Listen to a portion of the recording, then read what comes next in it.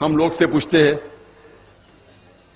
قرآن شریف کیوں نازل کیا گیا, تو لوگ کہتے ہیں جب اوپننگ سرمنی ہوتی نا, اوپننگ سرمنی آفس کی, تو قرآن شریف پڑھنے کا. جب گھر کا افتتاح ہوتا ہے تو قرآن شریف پڑھنے کا. جب کوئی مر گیا تو قرآن خوانی کرتے. تو قرآن شریف نازل کیا گیا تھا قرآن خوانی کے لیے. اور لوگ کرتے ختم قرآن, ختم قرآن 1 2 3 ختم قرآن کے رمضان میں 3 بار 4 بار 10 بار.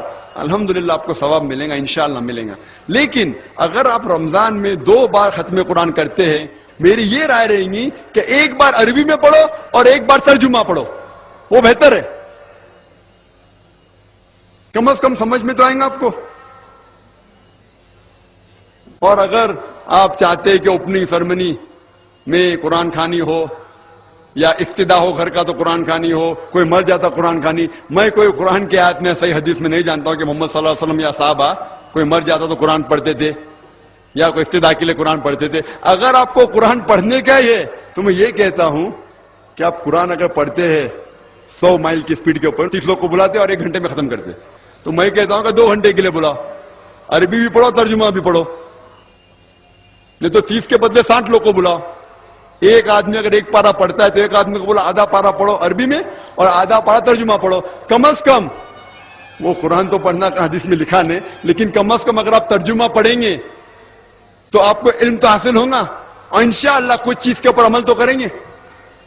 تو قرآن کو سمجھ کے پڑھنا بہت ضروری ہے, بہت ضروری ہے. اور ایک مثال میں پیش کرتا ہوں کہ اگر آپ فرانس جاتے ہیں ایک ڈگری حاصل کرنے کے لیے, BSc کی ڈگری, آپ فرینچ نہیں جانتے, آپ کلاس اٹینڈ کرتے ہیں, کلاس اٹینڈ کرتے ٹیچر استاد آپ کو پی دیتا ہے پریزنٹ, بولتا ہے حاضر ہے, حاضر ہے تو پی لکھتا ہے present, P four present, English میں پریزنٹ.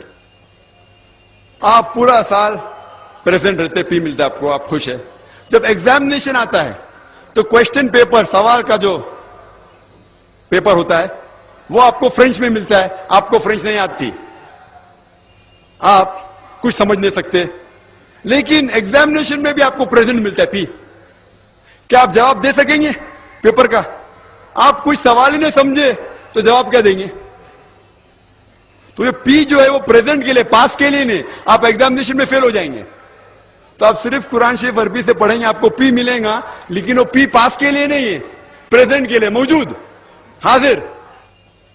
ہمیں غلط فہمی ہے کہ ہم پڑھیں گے تو ہم جنت میں جائیں گے. صرف پڑھنا کافی نہیں ہے, پڑھ کے سمجھو اور قرآن مجید پہ عمل کرو تو انشاءاللہ آپ جنت میں جائیں گے.